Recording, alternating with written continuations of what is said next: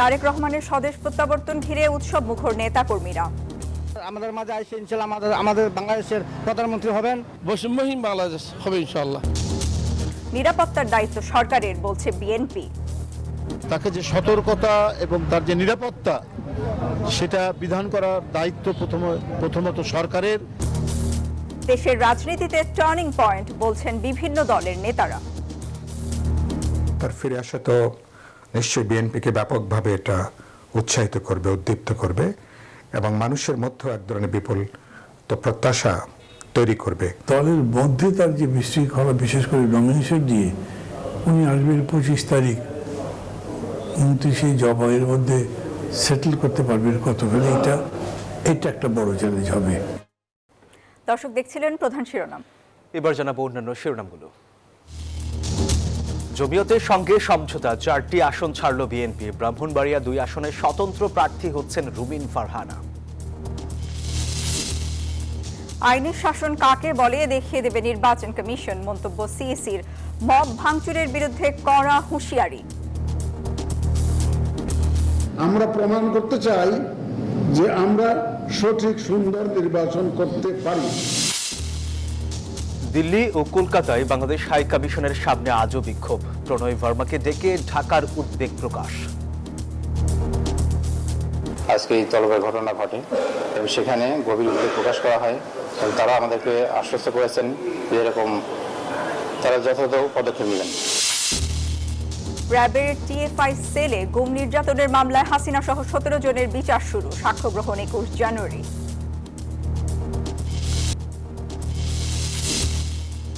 এবং ফেডারেশন কাপে টানা 2 ম্যাচ জয় বঞ্চিত বসুন্ধরা কিংস। কুমিল্লায় মোহামেডানের বিপক্ষে গোলশূন্য ড্র। স্বাগত নিউজ 24 সংবাদে। পুরো সংবাদে আপনাদের সাথে আছি আমরা দুজন, আমি সোহাগ বক্স এবং আমি সঞ্জিদা ইসলাম। দর্শক দেখছিলেন বিআরবি কেবল সংবাদ শিরোনাম। এবারে পুরো খবর। দীর্ঘ 1.5 যুগের নির্বাসিত জীবনের অবসান ঘটিয়ে আগামী বৃহস্পতিবার দেশে ফিরছে বিএনপির ভারপ্রাপ্ত চেয়ারম্যান তারেক রহমান। তার স্বদেশ প্রত্যাবর্তন ঘিরে উৎসব মুখর নেতাকর্মীরা। রাজধানীর 300 ফিট সড়কে তৈরি হচ্ছে সংবর্ধনার মঞ্চ। মঙ্গলবার দুপুরে সেখানে পরিদর্শনে যান বিএনপি নেতারা। বলেন, দেশে ফেরার পর তারেক রহমানের নিরাপত্তা নিশ্চিতের দায়িত্ব সরকারের। বিএনপির ভারপ্রাপ্ত চেয়ারম্যান তারেক রহমান দেশে ফিরছেন। এখন আর নতুন নয় এই খবর, কিন্তু দেশে না থেকেও অনেকের আবেগ আবর্তিত হচ্ছে তাকে ঘিরে। এই যেমন কয়েক বছর আগে কখনো সুযোগ হলে তারেক রহমানকে দেখতে বাবার কাছে আবদার করেছিল রাফা। তাই প্রিয় সন্তানকে নিয়ে আগে ভাগেই রাজধানীর 300 ফিটে হাজির হয়েছেন নওগাঁর লিটন। নির্বাচনের আগে দফায় দফায় আমাদেরকে জেলখানে নিয়ে যায়। আমার 2 সন্তান তখন ছোট ছিল, সে লক্ষ্যে আমি তখন বাচ্চাদের বলছিলাম, বাবা ওই নেতাকে আমাকে দেখাবে না। ঠিক আছে বাবা, যেদিন আসবে সেদিন আমি তোমাদেরকে দেখাবো, নিয়ে আসবো। বাবার কাছে বলছিলাম যে বাবা যেন আমাদের তারেক আঙ্কেলের সাথে দেখা করায়, কারণ আমার অনেক ভালো লাগে, তাই দেখতে চাই সামনাসামনি। প্রিয় নেতার দেশে ফেরাকে কেন্দ্র করে বিএনপির তৃণমূল থেকে কেন্দ্র সবখানেই এখন উৎসবের আমেজ। দেশের নানা প্রান্ত থেকে ছুটে আসছে নেতাকর্মীরা। দেশে ফেরার দিনটি ঐতিহাসিক ও স্মরণীয় করে রাখতে ব্যাপক প্রস্তুতি নিয়েছে বিএনপি। রাজধানীর 300 ফিট সড়কে চলছে বিশাল মঞ্চ তৈরির কাজ। বিশাল এই কর্মযজ্ঞ সরজমিনে দেখতে যান বিএনপির সিনিয়র যুগ্ম মহাসচিব রুহুল কবির রিজভী। বলেন, তারেক রহমানকে নিরাপত্তা দেওয়ার দায়িত্ব সরকারের। অন্যান্য যে প্রস্তুতি সেগুলো সম্পন্ন হওয়ার পথে, চূড়ান্ত হওয়ার পথে, তাকে যে সতর্কতা এবং তার যে নিরাপত্তা সেটা বিধান করার দায়িত্ব প্রথমত সরকারের, তারপর দল সে বিষয়ে পদক্ষেপ গ্রহণ করছেন। সব মিলিয়ে তাকে স্বাগত জানাতে সর্বোচ্চ জনসমাগম ঘটাতে চায় বিএনপি। নিরাপত্তা নিশ্চিতে পুলিশের পাশাপাশি থাকবে সিএসএফ। পুরো প্রক্রিয়াকে সুশৃঙ্খলভাবে শেষ করতে চায় বিএনপি। শৃঙ্খলা রক্ষার পাশাপাশি অনুষ্ঠান সফল করতে দিনরাত কাজ করছেন বিভিন্ন ইউনিটের দায়িত্বশীল নেতাকর্মীরা। তাদের প্রত্যাশা, স্মরণকালের ইতিহাসে অনন্য হয়ে থাকবে তারেক রহমানের স্বদেশ প্রত্যাবর্তন। 25 ডিসেম্বর লন্ডন থেকে সিলেট হয়ে ঢাকায় পৌঁছবেন তারেক রহমান। সঙ্গে আসবেন স্ত্রী ডাক্তার জুবাইদা রহমান ও কন্যা জাইমা রহমান। শাহরিয়ার কবির, নিউজ 24, ঢাকা। তারেক রহমানকে বরণের মঞ্চ প্রায় প্রস্তুত। 300 ফিট সড়কে আছেন সহকর্মী জুবাইর সানি। আমরা সরাসরি যাচ্ছি তার কাছে। সানি, সংবর্ধনা মঞ্চ বিএনপির প্রস্তুতি কোন পর্যায়ে রয়েছে আর সার্বিক নিরাপত্তা নিয়ে সবশেষ কি তথ্য রয়েছে আপনার কাছে? প্রস্তুতি প্রায় শেষ পর্যায়ে, যেমনটি দেখছিলাম আমার ঠিক পিছনেই দেখতে পাচ্ছেন যে মঞ্চ তৈরির যে শেষ কাজগুলো সেটি করা হচ্ছে এবং একই সঙ্গে নেতাকর্মী যারা রয়েছেন তাদের কিন্তু উচ্ছ্বাস আমরা দেখছি। বিপুল সংখ্যক নেতাকর্মী জড়ো হয়েছেন 300 ফিটে ঠিক মঞ্চের আশেপাশে এবং তারা যেটি বলছেন যে 17 বছর পরে তারেক রহমানের এই ফেরা একই সঙ্গে যেমন দলের নেতাকর্মীদের আত্মবিশ্বাস বাড়াবে, আগামী নির্বাচনের জয়ের ক্ষেত্রে অনেক বড় ভূমিকা রাখবে দলটির। এবং একই সঙ্গে নিরাপত্তা ব্যবস্থার কথা যদি বলি, যে নিরাপত্তা এখন কিন্তু অল্প সংখ্যক পুলিশ সদস্যরা যেমন রয়েছে, এমনি বিএনপির চেয়ারপারসনের যে যারা সিকিউরিটি দিয়ে থাকেন সিএসএফ, সেই সদস্যদেরকে আমরা দেখছি। হয়তোবা আগামীকালকে আরও পুলিশ সদস্যদের সংখ্যা বাড়ানো হবে। তিনি 25 তারিখ দুপুর নাগাদ শাহজালাল আন্তর্জাতিক বিমানবন্দরে অবতরণ করবেন। এরপরে এখানে 300 ফিটে তার যে সংবর্ধনা সেখানে যোগ দেবেন, এরপর তিনি এবার কেয়ার হাসপাতালে যাবেন। তো পুরো রাস্তা জুড়ে 300 ফিটের আমরা যেটি দেখেছি যে প্রায় 1000 মাইক স্থাপন করা হয়েছে, যেটি কুড়িল বিশ্ব রোড থেকে শুরু হয়ে একদমই নীলা মার্কেট পর্যন্ত কিন্তু সেই মাইকগুলো রাখা হচ্ছে। বিএনপি আশা করছে কয়েক লাখ মানুষের সমাগম হবে। এবং সবশেষে যদি আমি একটু বলি যে বিএনপির এই তারেক রহমানের ফেরাকে কেন্দ্র করে বিএনপি যেমন উজ্জীবিত, ঠিক তেমনি তার যে নিরাপত্তা ব্যবস্থা সেটি কিন্তু জোরদার করা হচ্ছে। এবং আজকের যেমনটি রিজভী আহমেদ বলেছেন যে তারেক রহমান ফেরার পরে তার নিরাপত্তার দায়িত্ব সরকারের। তো এখন বলা যায় যে প্রায় প্রস্তুতি শেষ পর্যায়ে, এখন অপেক্ষা। নেতাকর্মীরা আসতে শুরু করেছেন দেশের বিভিন্ন জায়গা থেকে এবং ধারণা করা হচ্ছে আগামীকাল লাখ লাখ নেতাকর্মী ঢাকায় প্রবেশ করবেন। তো সঞ্জিদা, এই ছিল আমার কাছে 300 ফিট থেকে সর্বশেষ তথ্য। সানি, আপনাকে ধন্যবাদ।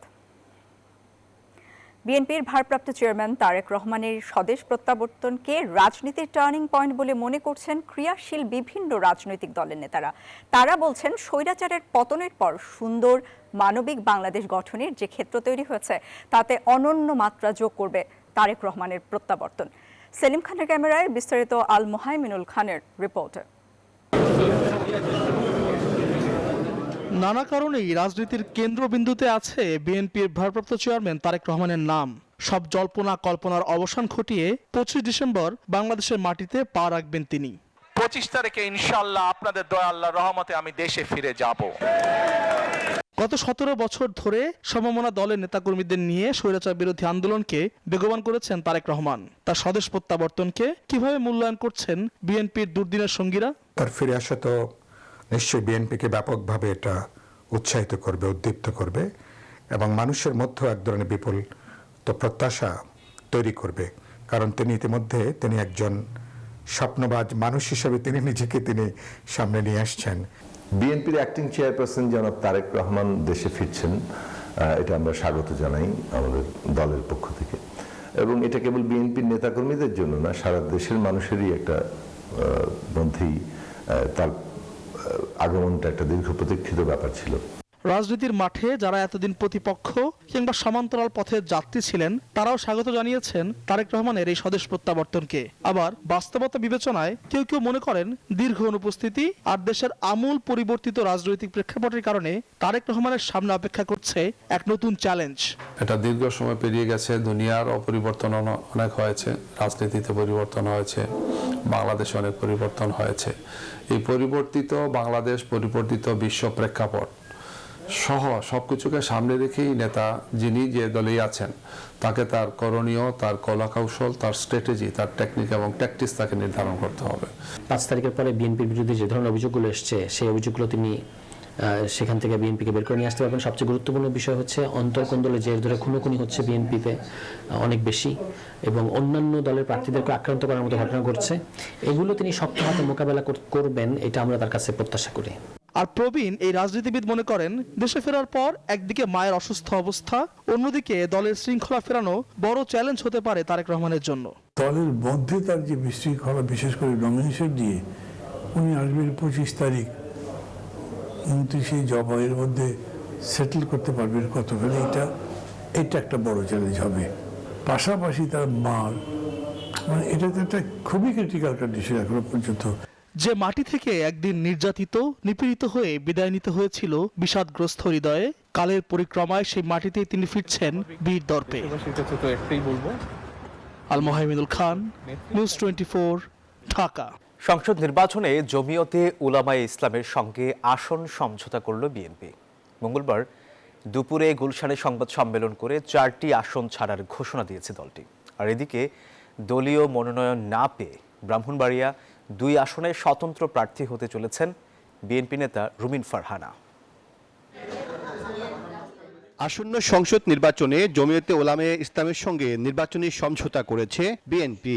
এর অংশ হিসেবে 4টি আসনে বিএনপির সমর্থন নিয়ে খেজুর গাছ প্রতীকে ভোট করবেন জমিয়তের প্রার্থীরা। নীলফামারী 1-এ মাওলানা মঞ্জুরুল ইসলাম আফেন্দি, নারায়ণগঞ্জ 4-এ মুফতি মনির হোসাইন কাসেমি, ব্রাহ্মণবাড়িয়া 2-এ মাওলানা জুনায়েদ আল হাবিব ও সিলেট 5 আসনে মাওলানা মোহাম্মদ ওবায়দুল্লাহ ফারুক।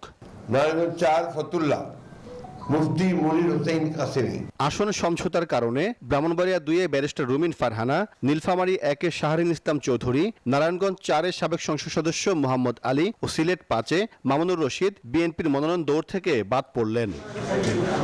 বিএনপির সঙ্গে জোট করার কারণ তুলে ধরেন জমিয়তের আমির মাওলানা ওবায়দুল্লাহ ফারুক।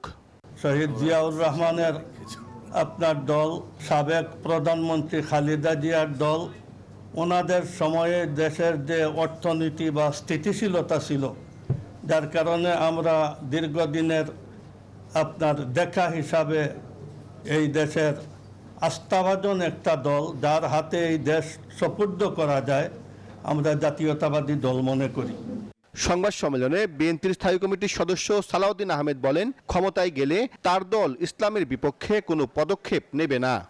সংবিধানের প্রস্তাবনায় মহান আল্লাহর উপর আস্থা এবং বিশ্বাস পুনঃস্থাপন করব, যেটা শহীদ রাষ্ট্রপতি জিয়াউর রহমান ৫ম সংশোধনের মাধ্যমে অন্তর্ভুক্ত করেছিলেন, এবং কোরআন সুন্নাহ বিরোধী কোনো আইন আমরা করব না।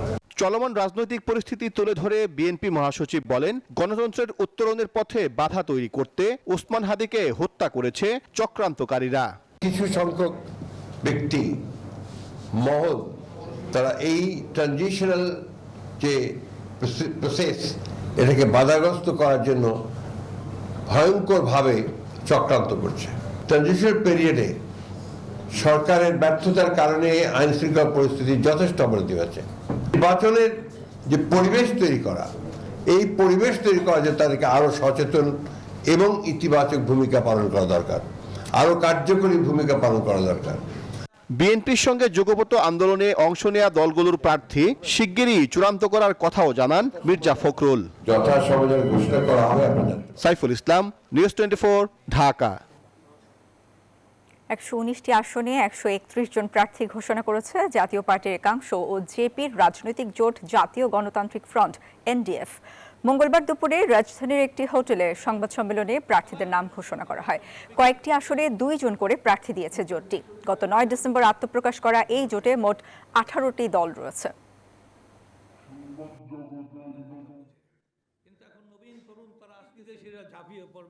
এটা একটি ভালো দেশ,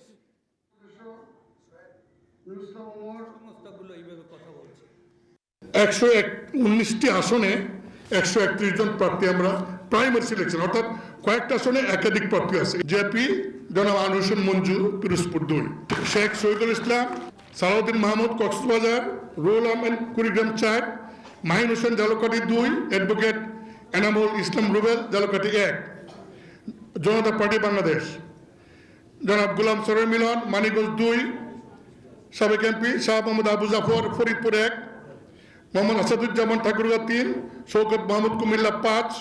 আইনের শাসন কাকে বলে নির্বাচন কমিশন এবার দেখিয়ে দেবে, এমনটাই বলেছেন সিইসি এএমএম নাসির উদ্দিন। বলেন, পাতানো এবং যোগসাজশ করে এই দেশের নির্বাচন ব্যবস্থাকে ধ্বংস করা হয়েছে। মঙ্গলবার আগারগাঁওয়ে নির্বাচন কমিশন সচিবালয়ে এক মত বিনিময় সভায় এসব কথা বলেন তিনি। সভায় অন্য নির্বাচন কমিশনাররা বলেন, নির্বাচনে মব ভাঙচুর সহ্য করা হবে না। ত্রয়োদশ জাতীয় সংসদ নির্বাচনকে সামনে রেখে আগারগাঁওয়ে নির্বাচন কমিশন সচিবালয়ে এই মতবিনিময় সভা। এ সভায় অংশ নেন 64 জেলার ডিসি, এসপি ও নির্বাচন কর্মকর্তারা।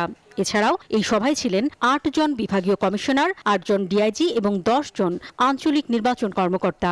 সব মিলিয়ে তারা ছিলেন ২২৬ জন। তাদের উদ্বুদ্ধ করা এ সময় অস্ত্র উদ্ধার নিয়ে বিব্রতকর পরিস্থিতির কথা তুলে ধরেন বিভিন্ন অঞ্চলের ডিআইজি ও বিভাগীয় কমিশনাররা। পুলিশের মহাপরিদর্শক বাহারুল আলম জানান, সুষ্ঠু নির্বাচন করার পূর্ণ সক্ষমতা রয়েছে পুলিশের। আর জনপ্রশাসন মন্ত্রণালয়ের সিনিয়র সচিব মোহাম্মদ এহসানুল হক বলেন, সর্বোচ্চ গুরুত্ব দিতে হবে অস্ত্র উদ্ধারে।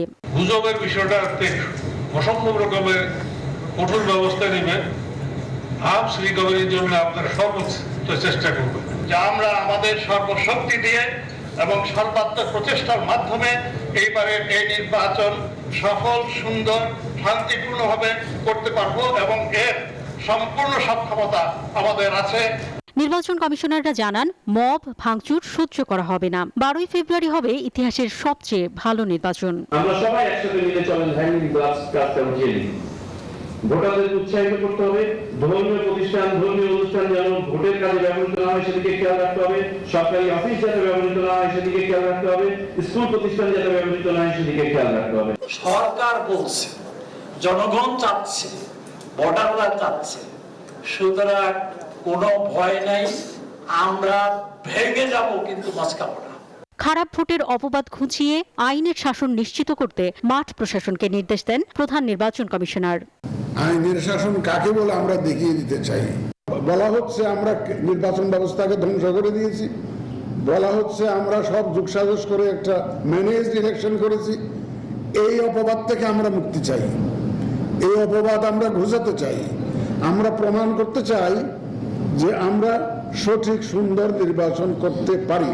সংখ্যালঘু সম্প্রদায়ের ভোটাধিকার নিশ্চিত ও নির্বাচনে সাম্প্রদায়িক সম্প্রীতি বজায় রাখার নির্দেশনা দেন সিসি। Communal harmony must be maintained. Antara Biswas, news 24, Dhaka. Dhaka Delhi সম্পর্কে উত্তেজনার পারদ চড়ছেই। মঙ্গলবারও ভারতের দিল্লি ও কলকাতায় বাংলাদেশ হাইকমিশনের সামনে বিক্ষোভ দেখিয়েছে হিন্দুত্ববাদী দলগুলো। কয়েকদিন ধরে চলা এমন সব কর্মকাণ্ডের জেরে দুই দেশই একে অপরের হাই কমিশনারকে তলব করেছে। বাংলাদেশের অন্তর্বর্তী সরকার বলছে, কোনোভাবেই দুদেশের সম্পর্কে অবনতি চায় না ঢাকা। দীর্ঘদিন ধরে বাংলাদেশ ভারত সম্পর্কের চলমান টানাপোড়েনের অবসান না হয়ে যেন আরও সংকটের দিকেই এগোচ্ছে। গত শনিবার রাতে নয়াদিল্লিতে বাংলাদেশ হাইকমিশনের সামনে বিক্ষোভ অনুষ্ঠিত হবার পর সোমবারই অনিবার্য পরিস্থিতির কথা উল্লেখ করে নয়াদিল্লিতে বাংলাদেশ হাইকমিশন এবং আগরতলায় সহকারী হাইকমিশনে ভিসা ও কনসুলার সেবা স্থগিত করা হয়। এরই মধ্যে মঙ্গলবার সকালে নয়াদিল্লি ও কলকাতা সহ ভারতের বিভিন্ন স্থানে থাকা বাংলাদেশ মিশনে নিরাপত্তা পরিস্থিতির ব্যাপারে উদ্বেগ জানিয়ে ভারতীয় হাইকমিশনার প্রণয় বর্মাকে তলব করে পররাষ্ট্র মন্ত্রণালয়। আনুষ্ঠানিকভাবে গভীর উদ্বেগ। এ সময় ভারতের পক্ষ থেকে বিষয়টি বিবেচনায় এনে গুরুত্বের সাথে দেখার প্রতিশ্রুতি ও আশ্বাস দেওয়া হয় বলে জানান পররাষ্ট্র মন্ত্রণালয়ের জনকূটনৈতিক বিষয়ক মহাপরিচালক SM মাহবুবুল আলম। এ সময় ভারতের পক্ষ থেকে বিষয়টি গুরুত্ব সহকারে দেখার প্রতিশ্রুতি দেওয়া হয়েছে। বাংলাদেশ আশা করে এই প্রতিশ্রুতি দ্রুত কার্যকর পদক্ষেপে প্রতিফলিত হবে এবং সেখানে গভীর উদ্বেগ প্রকাশ করা হয় এবং তারা আমাদেরকে আশ্বস্ত করেছেন যে এরকম তারা যথাযথ পদক্ষেপ নেবেন। বাংলাদেশে ভারতের ভিসা সংক্রান্ত কার্যক্রম বন্ধ আছে, তা শুরু হলে জানানো হবে বলেও মঙ্গলবার পররাষ্ট্র মন্ত্রণালয়ের সাংবাদিকদের প্রশ্নের উত্তরে এই কথা বলেন তিনি। ভিসা আপনারা জানেন, অলরেডি বিভিন্ন মিডিয়াতেও নিউজ হয়েছে, আপাতত এটা বন্ধ আছে। অধিদপ্তর খুলে গেলে যথাযথভাবে আপনাদেরকে এটা অবহিত করা হবে। ঢাকা দিল্লি সম্পর্কের অবনতি চায় না অন্তর্বর্তী সরকার। বিকেলে সচিবালয় ক্রয় সংক্রান্ত কমিটির বৈঠক শেষে একথা জানান অর্থ উপদেষ্টা ডক্টর সালেহ উদ্দিন আহমেদ। দুই দেশের মধ্যে যেন কোনো তিক্ততা না হয়, এই যে বাইরে থেকে যেই করে থাকে, আমরা চাচ্ছি না এটা দুইটা দেশে অ্যাপারেন্টলি কোনো তো ঝামেলা নাই আমাদের সাথে। আমাদের চিফ অ্যাডভাইজার মহোদয় বলেছেন, আমরা কিন্তু রিজিওনালিজমে বিশ্বাস করি। চলমান প্রতিবাদ, কূটনৈতিক চাপ এবং প্রকাশ্য অভিযোগ ও পাল্টা অভিযোগ দুই প্রতিবেশী দেশের সম্পর্ক আসলে কোন দিকে মোড় নিচ্ছে তা নিয়ে আশঙ্কায় এখন ভারত বাংলাদেশ। রোমা চৌধুরী, নিউজ 24, ঢাকা। র্যাবের টিএফআই সেলে গুম নির্যাতনের মামলায় সাবেক প্রধানমন্ত্রী শেখ হাসিনা ও সেনা কর্মকর্তা সহ 17 জনের বিচার শুরুর আদেশ দিয়েছেন ট্রাইব্যুনাল। সূচনা বক্তব্য ও সাক্ষ্য গ্রহণ 21 জানুয়ারি। মঙ্গলবার দুপুরে এসব নির্দেশ দেন আদালত। মামলাটিতে র্যাব নাকি সেনা কর্মকর্তাদের বিচার হচ্ছে এমন প্রশ্নে আদালতে উত্তপ্ত বাক্য বিনিময়ের ঘটনাও ঘটেছে। মঙ্গলবার সকাল 10টার দিকে 10 সেনা কর্মকর্তাকে ঢাকার সেনানিবাসের বিশেষ কারাগার থেকে আন্তর্জাতিক অপরাধ ট্রাইব্যুনালে হাজির করা হয়। র্যাবের টিএফআই সেলে গুম ও নির্যাতনের অভিযোগে মানবতাবিরোধী অপরাধের মামলাটিতে সাবেক প্রধানমন্ত্রী শেখ হাসিনা ও সাবেক স্বরাষ্ট্রমন্ত্রী আসাদুজ্জামান খান কামাল সহ 17 জন আসামি।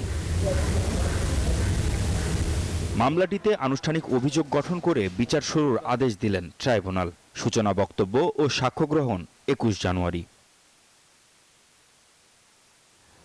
র্যাব নাকি সেনা কর্মকর্তা হিসেবে আসামিদের বিচার হচ্ছে এমন প্রশ্নে এজলাসে উত্তপ্ত বাক্য বিনিময় হয়। কথা তো হবে, আদালতে তো কথা হওয়ার জন্যই আদালত, সুতরাং এখানে অনাকাঙ্ক্ষিত বা কোনো পরিবেশ তৈরি হওয়ার এমন কোনো বিষয় ঘটেনি। স্বাভাবিক যে কথাবার্তা হয়, আর্গুমেন্টস হয়, এই আর্গুমেন্টস গুলোর জন্য আদালত এই আর্গুমেন্টসই হয়েছে। আদালতকে জানিয়েছেন যে আমরা নির্দোষ এবং এই আদালতের কাছে ওনারা বলেছেন যে আমরা আশা করি এই আদালত আমাদেরকে ন্যায় বিচার করবে। তিনি যদি বলে যে আননেসেসারি আমরা ডিলে করতেছি, দিস ইজ নট কারেক্ট। আপনারা যারা দেখেছেন বলেছেন, আমি 7 volumes of book and I said that আমি রিপ্রেজেন্ট করি 7 জন ক্লায়েন্ট। আমার এজ হয়েছে এবং আমার মেডিকেল কিছু কন্ডিশন আছে, তাহলে সেই ক্ষেত্রে আমার একটু সময় বেশি লাগতে পারে, এটা আমি বলেছি আদালতকে। এদিন শতাধিক গুম ও হত্যার মামলায় সাবেক সেনা কর্মকর্তা জিয়াউল আহসানকে গ্রেপ্তার দেখানো হয়েছে। এছাড়া আরও কয়েকটি মামলায় সাক্ষ্য নেওয়া হয়। মাহমুদ হাসান, নিউজ 24, ঢাকা। 30 দিনের মধ্যে শরীফ ওসমান হাদির হত্যাকারীদের বিচার নিশ্চিত করতে হবে, না হলে রাজপথে আন্দোলন চালিয়ে যাবে ইনকিলাব মঞ্চ। বৃহস্পতিবারের পর থেকে লাগাতার কর্মসূচি দেওয়ার ঘোষণাও দিয়েছে তারা। মঙ্গলবার বিকেলে রাজধানীর শাহবাগের রাজপথে আন্দোলনের শপথ নিয়েছেন সংগঠনের নেতাকর্মীরা। কর্মসূচিতে অংশ নেন ওসমান হাদির ভাই উমর বিন হাদি। তিনি বলেন, নির্বাচন বাধাগ্রস্ত করতেই হাদিকে হত্যা করা হয়েছে।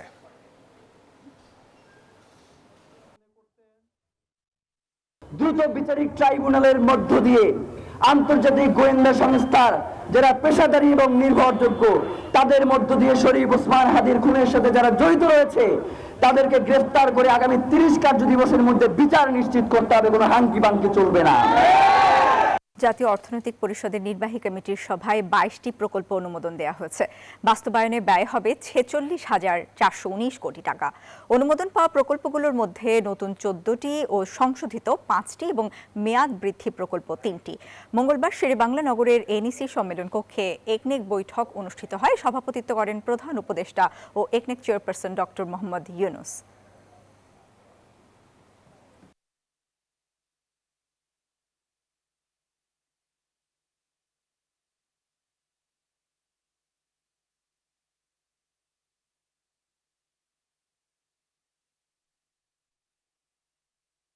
ফেডারেশন কাপে টানা 2 ম্যাচে জয় বঞ্চিত হলো বসুন্ধরা কিংস।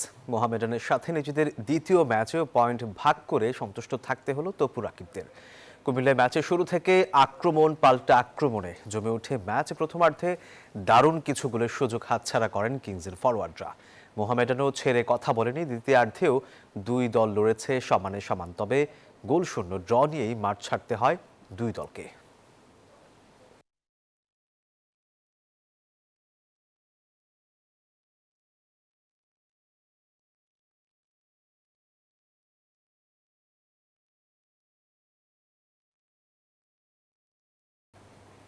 আর এই ছিল নিউজ 24 সংবাদে। এতক্ষণ সাথে থাকার জন্য ধন্যবাদ সবাইকে।